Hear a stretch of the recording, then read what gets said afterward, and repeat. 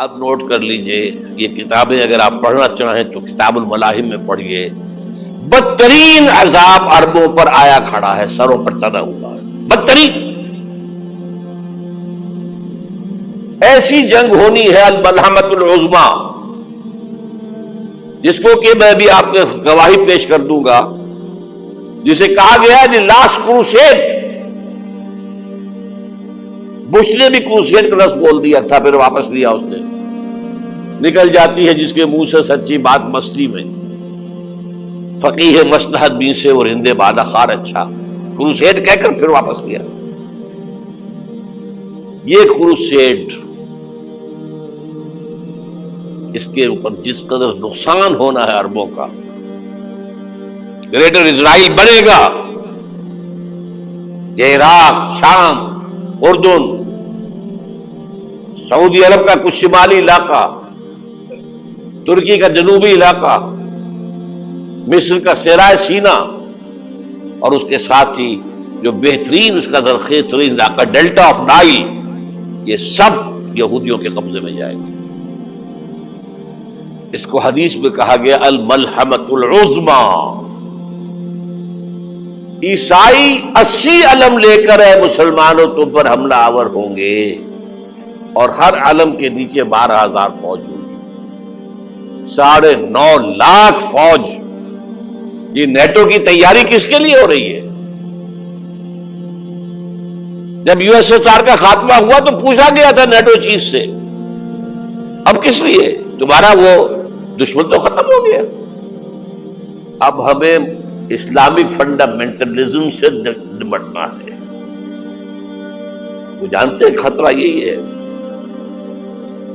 اب اسلام ابھر سکتا ہے، مسلمانوں کے سینوں کے اندر وہ آگ ہے، اوپر خاکستر آ گیا ہے، تم پہ اٹھانا بیٹھ رہا، یہ اندر تو انگارہ ہے، اوپر سے راکھ ہے، اس سے دھوکہ نہ کھا جانا ان کے دلوں کے اندر۔ اور بش نے کہا تھا مسلمان چاہتے ہیں کہ ہسپانیہ سے لے کر انڈونیشیا تک نظام خلافت قائم کریں، اور میں حیران ہوا تھا کہ اس کمبخت کو ہسپانیہ کا خیال کیسے آ گیا؟ ہمیں تو کبھی آتا ہی نہیں، اب ہم تو بھول گئے، وہ تو 500 برس پرانی بات ہے، جبکہ وہاں سے ہمیں نکال دیا گیا تھا۔ اگرچہ اقبال نے کہا تھا ہے ارض فلسطین پہ یہودی کا اگر حق، ہسپانیہ پر حق نہیں کیوں اہل عرب کا؟ ہسپانیہ میں تو 800 سال حکومت کی مسلمانوں نے، اور ابھی 500 برس سے گزرے ہیں نا۔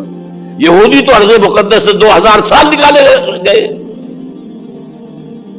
انہیں لا کے آباد کیا گیا، عربوں کے سینے میں خنجر بھونک دیا گیا۔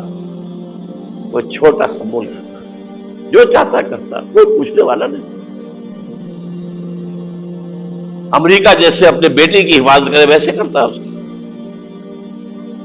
اور حضور نے فرمایا ہے وہ جنگ جب ہوگی تو ایک باپ کے اگر 100 بیٹے ہوں گے تو 99 ختم ہو جائیں گے، ایک بچے گا۔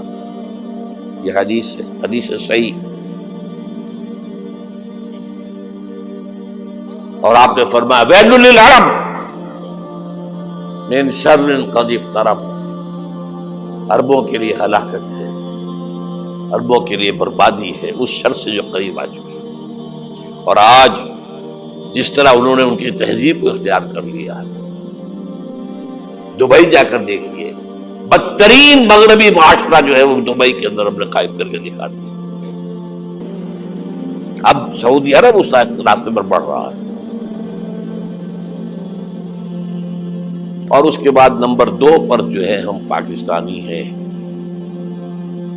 لیکن میں اس کے وہ پہلی بات جو کہہ رہا ہوں وہ تو یقینی ہے، اس میں تو احادیث صحیحہ موجود ہے۔ اگرچہ اس کے بعد پانسا پلٹے گا، پھر حضرت مہدی کا ظہور ہوگا، حضرت عیسیٰ کا نزول ہوگا، اور وہ گریٹر اسرائیل گریٹر گریو یارڈ بنے گا یہودیوں کا، ایک ایک یہودی قتل ہوگا، دفن ہوگا۔ یہ بات میں ہونا ہے، میں پہلی بات فرض کر رہا ہوں۔ وہ پانسا پلٹے گا جب پلٹے گا، ابھی جو سامنے ہے وہ کیا ہے؟ جس ملحمۃ العظمی کہا حضور نے، جسے آرمیگیڈون کہتے ہیں عیسائی،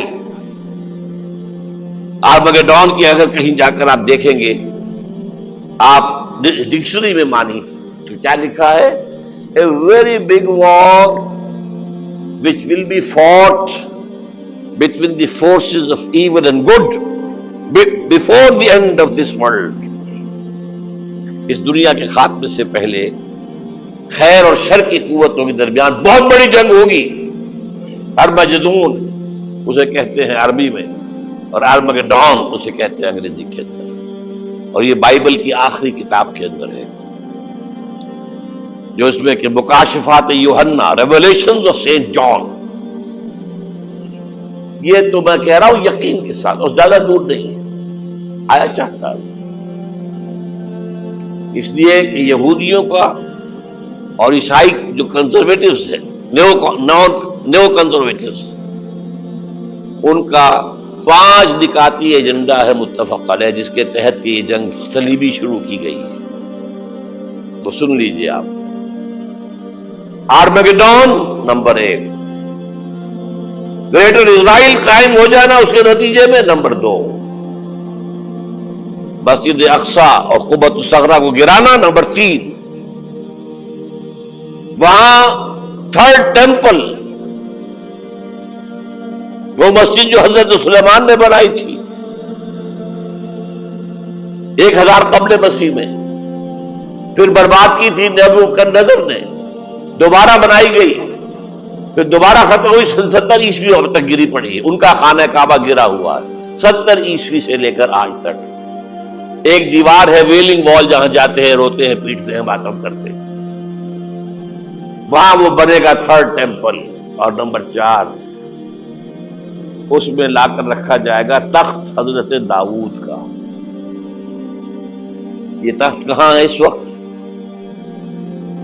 ये लंदन शरीफ के अंदर जो उनकी पार्लियामेंट का जो चर्च है, वेस्टमिंस्टर एबे, उसमें रखा हुआ है। एक पत्थर था जिस पर बिठाकर हजरत दाऊद की ताजपोशी हुई, फिर हजरत सुलेमान की हुई, फिर वो पत्थर रख दिया गया जब हजरत सुलेमान ने बनाया हैकल मस्जिद अक्सा, वहां रहा वो। हर बादशाह जो था यहूदी उसी के ऊपर बिठाकर उसकी ताजपोशी होती थी। सन 70 में टाइटस ने गिराया उसे, हैकल को, वो पत्थर ले गया, वहां से रोम गया, रोम से आयरलैंड गया, आयरलैंड से स्कॉटलैंड आया, स्कॉटलैंड से इंग्लैंड आया, और अब वो रखा हुआ है 14वीं सदी ईस्वी से आज तक। वो वेस्टमिंस्टर एबे में रखा हुआ, एक कुर्सी की सीट में उसे बना दिया गया है तख्त की शक्ल में। अब अंग्रेजों में कोई मलका हो, कोई बादशाह हो जिसकी भी ताजपोशी होनी, उसमें हो, ये लाकर रखा जाएगा 3rd टेंपल में। और इस पर यहूदियों के ख्याल के मुताबिक उनका मसीहा आएगा जो मसीह दज्जाल होगा। ईसाइयों के ख्याल के मुताबिक हजरत ईसा आएंगे, वो हमारा भी ख्याल है हजरत ईसा आएंगे अलैहिस्सलाम। बारह ये तो बात की बातें है ना, इस वक्त जो मैं अर्ज कर रहा हूं, अरबों पर बहुत बड़ा अज़ाब, और पाकिस्तान का मामला अलबत्ता ये है, मैं यकीन से नहीं कह सकता, हैंगिंग इन द बैलेंस। हो सकता है अल्लाह ताला हम पर रहम फरमाए, हो सकता है, अगरचे उसकी कुछ शराइत होंगी। चमन के मालिक अगर बना ले मुआफिक अपना शार, अब भी चमन में आ सकती है पलट कर चमन से रूठी बहार, अब भी हो सकती है। और यह भी हो सकता है कि अल्लाह ताला ने मौजूदाना तौर पर हमें मुल्क दिया, हमने अल्लाह से बदअहदी की, वादा खिलाफी की, गद्दारी की, लाजा सौदा दी जाए और हमसे ये मुल्क छीन लिया जाए। It's just possible. दूर न समझे, इसे अनहोनी बात न समझे। जो घेराव हो रहा है आपके मगरिब में नेटो फोर्सेस और मशरिक में भारतीय फोर्सेस गिद्धों की तरह बैठे हुए इंतजार कर रहे हैं पाकिस्तान और डिस्टेबलाइज हो जाए, यहां और बदअमनी हो जाए। अब लाहौर में फिर आज धमाके हो गए हैं। 2 दिन पहले का धमाका मैं सह के आया हुआ हूं, आपके सामने बैठा हूं। वो जाने बची नहीं, जो हमारी एकेडमी का हश्र हुआ वो तो मैं आपको नहीं बता सकता। ये सारा क्यों हो रहा है? ताकि यहां बदअमनी हो जाए और हमें जवाब मिल जाए مغرب سے نیٹو فورسز داخل ہو جائیں، مشرق سے بھارتی فورسز آ جائیں اور ہمارے ایٹمی دانت توڑ کر اور پھر ہمیں بھارت کے سامنے ڈال دیا جائے، نو ڈو ایز یو لائک. یہ ان کا نقشہ ہے. ہوگا کیا وہ اللہ جانتا ہے، ہوگا وہ جو اللہ چاہے. لیکن اللہ کا چاہنا جو ہے وہ کس پر منحصر ہے؟ یہاں انقلاب برپا کرو، یہاں اسلام لاؤ. اگر دھندوں میں لگے رہو گے تو وہ خود بخود نہیں آ جائے گا انقلاب. صحابہ نے جانیں دی تھی، کتنی تکلیفیں اٹھائی تھی. 12 برس تک مکی دور کے اندر با نشہ درویشی در ساز و دمادم زن، جو پختہ شبی خدرا بر سلطنت جم سن. یوم طائف یاد ہے جو حضرت عائشہ فرماتی ہے کہ میں نے پوچھا تھا حضور سے کہ یوم احد سے زیادہ سختی بھی آپ پر کبھی آئی؟ یوم احد پر کیا ہوا تھا؟ تلوار کا وار پڑا تھا آپ کے چہرہ مبارک. یہ جو رخسار کی ہڈی ہے اس کے اندر وار گیا ہے. اوپر خود کی 2 کڑیاں تھیں، وہ اس میں گھس گئیں. 2 دندان مبارک شہید ہوئے. وہ خود کی کڑیاں ایک صحابی نے اپنے دانتوں سے پکڑ کے کھینچنے کی کوشش کی، دانت نکل گئے، وہ نہیں نکلی. کیا جتن کر کے نکالی گئی ہوگی تو خون کا فوارہ، اتنا خون گیا ہے کہ آپ بے ہوش ہو گئے، گر گئے. اور مشہور یہ ہو گیا کہ آپ کا انتقال ہو گیا، شہادت ہو گئی. یہ سیرت کبھی پڑھی ہے؟ حضرت عائشہ کے ہوش کا تو یہی دور تھا نا. یوم طائف میں جو آپ کیا تھی، بچی تھی، انہیں کیا پتا کیا ہو رہا ہے اس لوگ کے ساتھ. 3 دن تک حضور مکے کی گلیاں اور وہاں کے اوباش لوگ پتھراؤ کر گئے تھے اس امید میں کہ شاید وہاں کا کوئی سردار ایمان لے آئے. تو یہاں تو ابو طالب بھی فوت ہو گئے. یہی دنیا بھی سہارا تھا، خاندانی سہارا تھا ابو طالب کے ذریعے. اور گھر میں ایک دلجوئی کرنے والی رفیقہ حیات تھی، وہ بھی، ان کا بھی انتقال ہو گیا. آپ نے کہا یہ عام الحزن ہے. اب تو سب کو طے ہو گیا قریش کو کہ اب جیسے قتل کر دو. اسی لیے آپ گئے طائف، شاید وہاں کا کوئی بڑا سردار مانے، ایمان لے آئے مجھ پر تو میں اپنا مرکز ادھر شفٹ کر دوں. تینوں سے ملے ہیں، تینوں نے وہ جواب دیے ہیں، نکل جاؤ یہاں سے، میں تمہارے ساتھ بات بھی کرنے کو تیار نہیں. اچھا، تمہارے سوا کوئی نہیں ملا تھا اللہ کو نبی بنا کر بھیجنے کے لیے؟ دیکھو جاؤ، میں بات نہیں کرنا چاہتا، ہو سکتا ہے میں بے عزتی کر بیٹھوں، واقعی تم اللہ کے نبی ہو تو میں مارا جاؤں گا. جاؤ جاؤ جاؤ. یہ سلوک محبت کے ساتھ ہوا ہے. اور پھر چھوکروں کو، اسٹریٹ ارچنز جنہیں آپ کہتے ہیں، اشارہ کیا تھا، خبر لو ان کی، پتھراؤ ہو رہا ہے. ساتھ کوئی ہے ہی نہیں، ایک آدمی صرف، زید ابن حارثہ. اب سامنے سے پتھر آ رہے ہیں تو حضرت زید آگے آ جاتے ہیں، ڈھال بنتے ہیں. مجھے لگے پتھر حضور کو لگے، اب پیچھے سے آ رہے ہیں. چاروں طرف سے تو ڈھال نہیں بن سکتا. جسم لہو لہاب، خون جا کر جوتیوں میں جم گیا ہے، جوتی اتر نہیں دی. پھر وہاں سے واپسی پر جو دعا مانگی ہے،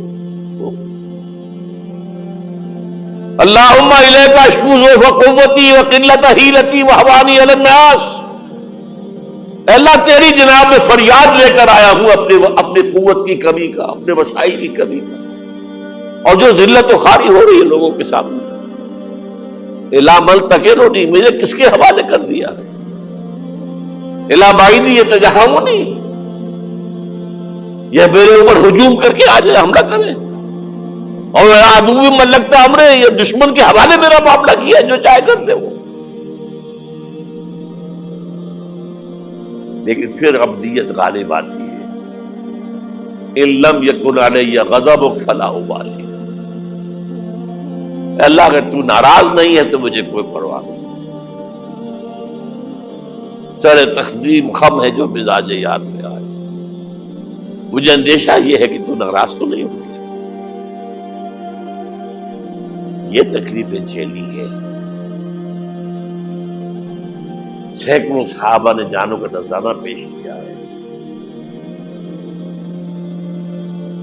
احزاب کی جنگ میں فاقوں پر فاقے ہو رہے تھے اور ان فاقوں کی حالت میں خندق کھودنے کا حکم ملا ہے. لوگوں کی کمریں دوہری ہو رہی ہیں، پتھر باندھے ہیں اپنے پیٹوں سے، اپنے چادروں کے ساتھ کس کر کمر دوہری نہ ہو جائے. اور جب صحابہ کدالیں چلا رہے ہیں تو کیا کہہ رہے ہیں؟ نحن الذین بایعوا محمدا علی الجہاد ما بقینا ابدا اللہم لا عیش الا عیش الآخرہ. صحابہ کہتے تھے ہم وہ لوگ ہیں جنہوں نے محمد سے بیعت کی ہے کہ جہاد کرتے رہیں گے جب تک جان میں جان نکل جائے تو بات اور جان ہے، چاہے ابھی بھوک سے کمر دوڑی ہوئی جا رہی، جان تو ہے. اور ایک دفعہ کہتے تھے اللہم لا عیش الا عیش الآخرہ، اے اللہ عیش زندگی تو آخرت کی زندگی ہے. اور حضور فرماتے تھے، حضور کے بیٹھے ہوئے نہیں تھے گاؤں تکیہ لگا کر، پتھر اٹھا اٹھا کر خندق میں سے لے جا کے باہر پھینک رہے تھے. جب صحابہ کہتے ہیں اللہم لا عیش الا عیش الآخرہ، حضور فرما رہے ہیں فاغفر الانصار والمہاجرہ، اے اللہ ان انصار اور مہاجرین کی مغفرت فرما دو. پھر حضور کی خدمت میں کچھ لوگ آئے، حضور اب یہ فاقہ ناقابل برداشت ہو گیا، دیکھیے ہم نے یہ پتھر باندھے ہوئے اپنے پیٹ کے ساتھ. حضور نے کرتا اٹھا کر دکھایا، وہاں 2 پتھر بندھے ہوئے. یہ ہے سیرت النبی. آپ کس چیز کو سیرت النبی سمجھتے ہیں؟ بہرحال اس موضوع پر میری ایک کتاب ہے منہج انقلاب نبوی، یہ انقلاب کیسے آیا تھا. اگر دل میں ذرا بھی آرزو پیدا ہو گئی ہو کہ اللہ قبول کر لے مجھے قبول کر لے اس کام کے لیے، تو وہ کتاب آپ کے لیے مسٹ